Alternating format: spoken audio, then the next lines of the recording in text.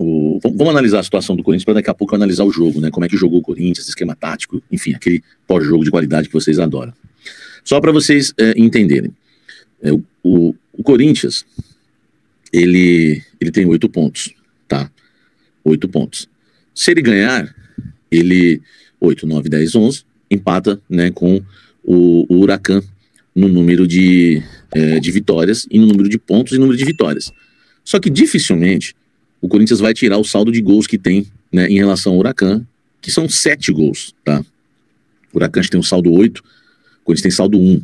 Então a situação, né, do Corinthians é bastante complicada em relação a isso. Então o Corinthians não vai tirar esse saldo de gols do Huracan. Então esquece classificar, tá? Pelo menos no meu modo de ver, esquece classificar direto, né, para o mata-mata, porque a Sul-Americana, diferente da Libertadores, a vaga direta você só conquista, você só consegue, né, quando você passa na primeira colocação do grupo. Então o Corinthians resta, né, a segunda colocação. A segunda colocação. O Corinthians, para ficar em segundo, só depende dele. Se vencer o Huracan, show de bola, vai classificar na segunda colocação, que é a repescagem.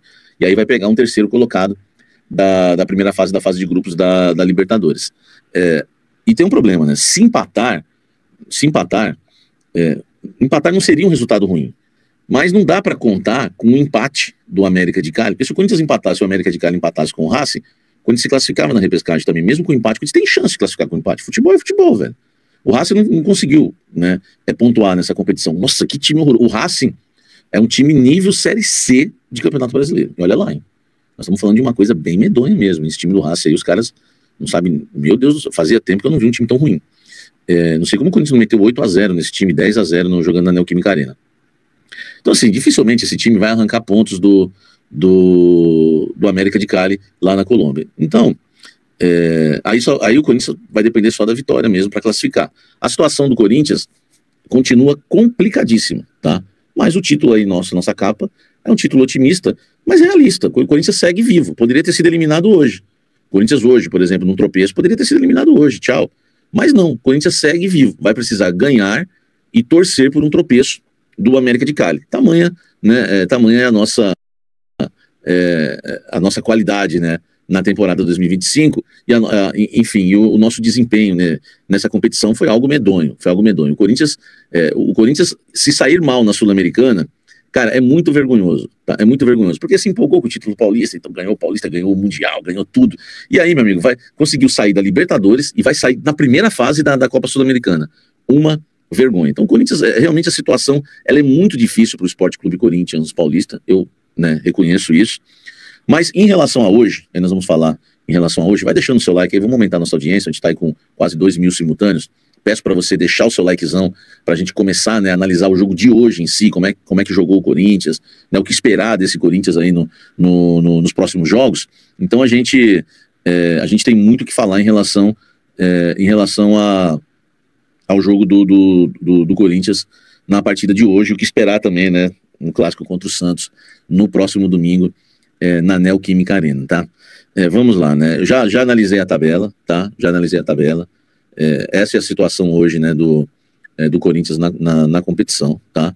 Essa é a situação hoje do Corinthians na tabela, então não tem muito, né, o que a gente falar em relação à classificação, né? Realmente a situação, né, do Corinthians é essa na Sul-Americana, uma situação complicadíssima, né? Muito por conta aí da nossa campanha, né, ridícula que fizemos, né, até o momento. Mas fazer o quê? Vamos lá. Vamos falar do jogo de hoje. Peço para você deixar o seu like e se inscrever no canal para a gente falar dessa partida de hoje. Primeira coisa, o técnico Dorival Júnior, para mim, acertou na estratégia de jogo. Eu não estou falando estratégia tática, não é isso. Estou falando estratégia. O Dorival Júnior acerta na estratégia. Qual é a estratégia? Para mim, hoje, o Corinthians tinha que ter entrado realmente com o time reserva. Porque o Corinthians estava poupando na Sul-Americana, o Corinthians fez isso, poupou na Sul-Americana e poupou no Brasileiro. Poupou contra o América de Cali, poupou contra o Mirassol e não ganhou nenhum nem outro. Então assim, o Corinthians tinha que definir, né, vou poupar numa competição e jogar outra. Porque o Corinthians não tem elenco, não tem time, não tem elenco, não tem grupo para disputar sequer 2 competições, quanto menos 3. Nem 2 dá. Esse time do Corinthians tem uma característica de elenco cansado. Não é um problema que o Corinthians vai resolver com um trabalho aprimorado físico, por exemplo, do Celso Rezende. Não vai resolver. O problema do Corinthians não é problema físico. O problema físico não resolve. O problema do Corinthians foi de janela, foi de montagem de elenco. O Corinthians foi contratando muitos jogadores já veteranos e principalmente jogadores com características lentas, jogadores cansados. Então não dá, a gente tem que entender isso.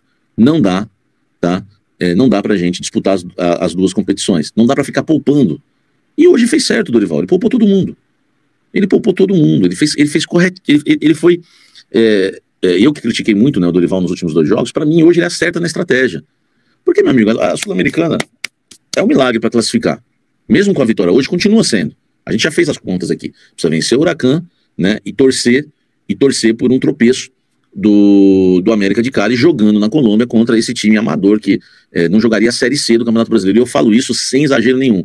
A Série B, né, até o Zupac falou isso na transmissão da ESPN, o Racing seria rebaixado na Série B. O Racing seria rebaixado na Série B do Campeonato Brasileiro, mas é certeza, certeza. Se não fosse rebaixado na Série C, tá? Então não dá pra acreditar que esse time vai arrancar pontos contra o América de Cali. Só que futebol tudo pode acontecer, então ainda segue vivo. Então o que o Corinthians tinha que fazer? Pô, se na Sul-Americana a vaca já foi pro brejo, né, como diz o ditado, fez o certo o Dorival. Poupa todo mundo hoje pra jogar mais descansado. Eu não teria nem colocado os caras no segundo tempo. Até porque os que entraram não fizeram nada, né? O Coronado que o diga. Era jogar um... Porque, ó, gente, presta atenção no que eu tô falando, tá? Presta atenção no que eu tô falando. Eu vou falar do esquema tático do Dorival que eu não estou gostando. Eu estou falando o seguinte, o Dorival acertou na estratégia, mas ele erra no esquema tático por enquanto no Corinthians. Isso que tá amarrando, e eu vou falar daqui a pouco sobre isso. Mas na estratégia ele acerta, que é colocar os reservas na Sul-Americana pra gente jogar de igual para igual contra o Santos no domingo. Porque se o Corinthians joga com os titulares hoje, esse time cansado toma pau do Santos na Neoquímica Arena e ressuscita o Santos. Cara, isso aí ia acontecer, ainda mais sem os craques que fazem a diferença. Né? O Memphis, por exemplo, é super dúvida pro jogo de domingo. É super dúvida, tá? Agora, vamos lá. No jogo de hoje, ele acerta na escalação, porque põe todos os reservas, e escala o time no 4-1-4-1. No 4-1-4-1. Linha de 4, Léo Maná, André Ramalho, João Pedro Tchoca e Bidu. E não dá pra falar que essa zaga foi boa, porque não tinha ninguém pra eles enfrentarem. Não dá pra falar, pô, essa zaga eu gosto. Nomes. Não falando de jogo, qualidade, nomes, todos os nomes que a gente tem no elenco, à disposição hoje, essa zaga é que mais me agrada, mas nomes. Agora eu não posso falar pra você, pô, a zaga foi bem hoje, hein, não tomamos gol, é a titular. Cara, os caras jogaram hoje contra ninguém, velho, com todo respeito. Não tem respeito nenhum falar isso, né? Jogou contra ninguém, com todo respeito. Vamos parar de demagogia. Jogou contra ninguém, é um monte de perna de pau. E aí, a linha de 4 foi essa.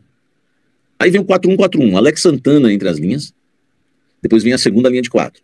Romero na direita, Charles, Rian, Thales, Ombrinhos Mágicos e Héctor Hernandes, tá? Esse foi o time do Corinthians, foi o time do Corinthians no Uruguai, 0-0, primeiro tempo. No segundo tempo, 2 alterações no intervalo. Sai o Héctor Hernandes, entra o Yuri Alberto no ataque. Sai o Charles, o Príncipe Charles, entra o Coronado. E aí, né, eu elogiei a estratégia do Dorival, fez certo de jogar com as reservas. Porque, gente, repito, esse time aí é de Série C de Campeonato Brasileiro, no mínimo. É obrigação, os reservas do Corinthians ganharem desse Racing. Os reservas. Sabe quanto ganha Thales Magno? Sabe quanto ganha Bidu? Sabe quanto ganha Coronado? Só o Coronado compra o Racing.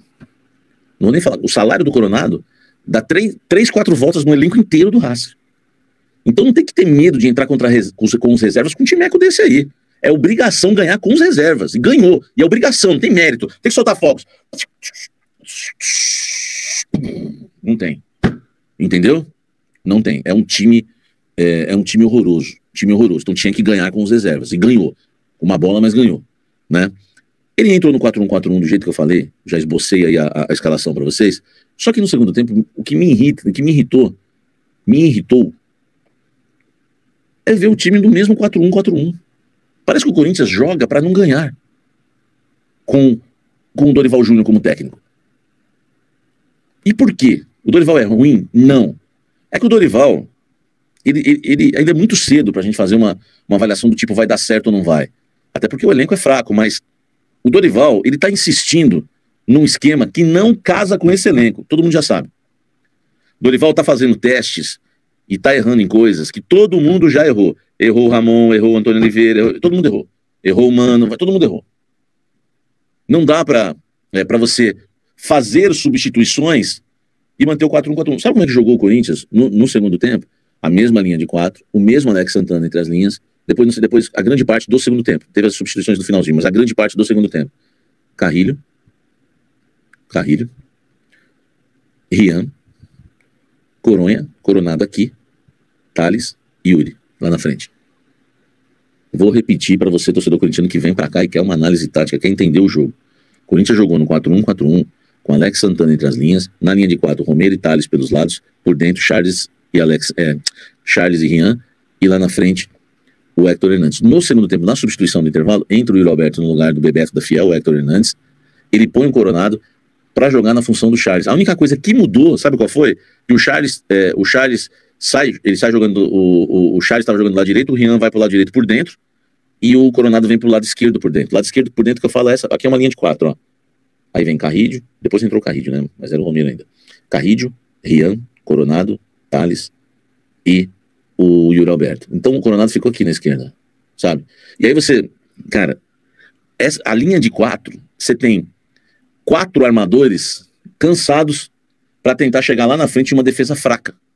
Esse esquema tático não ganha de grandes times. Vou repetir, podem me cobrar depois. Esse esquema tático, independente de qual seja a escalação, porque eu conheço o elenco do Corinthians, eu conheço o elenco mais que o Dorival. Eu ouso dizer isso, e não tô nem aí. Se alguém que fala, nossa, ele conhece mais que o Dorival. O elenco do Corinthians, eu conheço mais que o Dorival. Esse elenco do Corinthians, no 4-1-4-1, contra grandes clubes, não ganha de ninguém.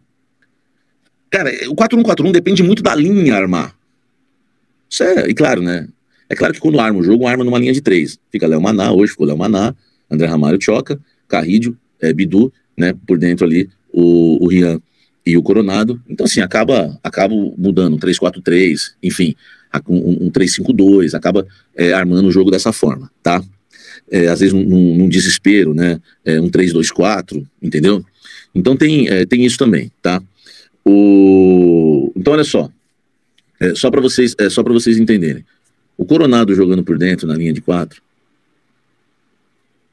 é a mesma coisa que ele jogando aberto na esquerda. Porque ele joga por dentro na esquerda, ele jogou do lado do Thales na esquerda. Dobradinha aqui, Thales e Coronado, dobradinha ali, Rian e Carrilho. Alex Santana atrás e Yuri na frente. A distância dele pro gol do adversário é enorme. É enorme.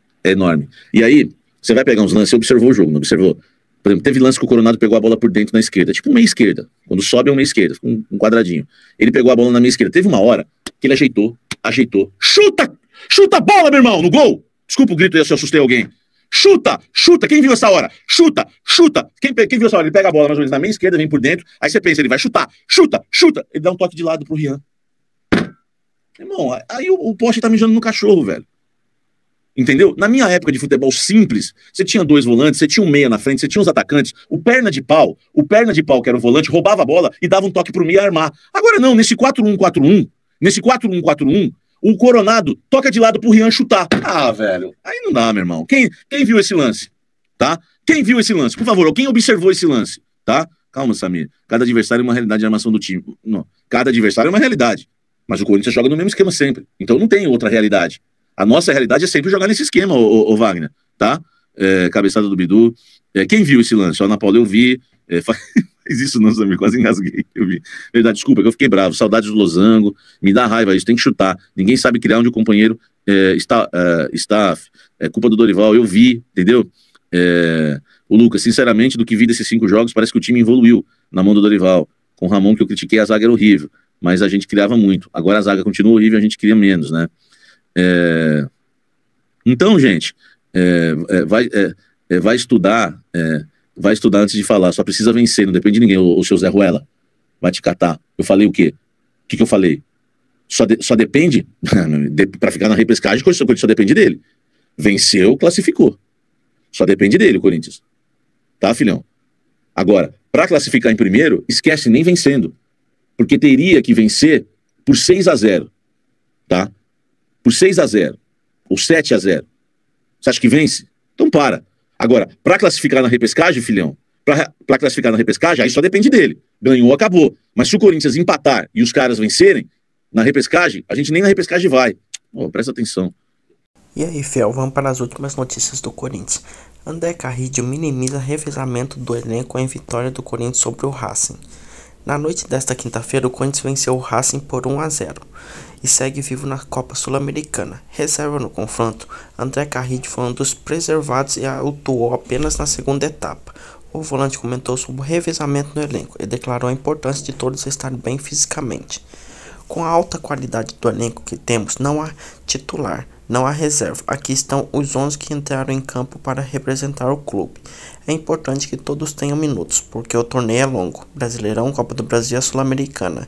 Então, apreciamos que todos estejam bem fisicamente. Também é um momento importante.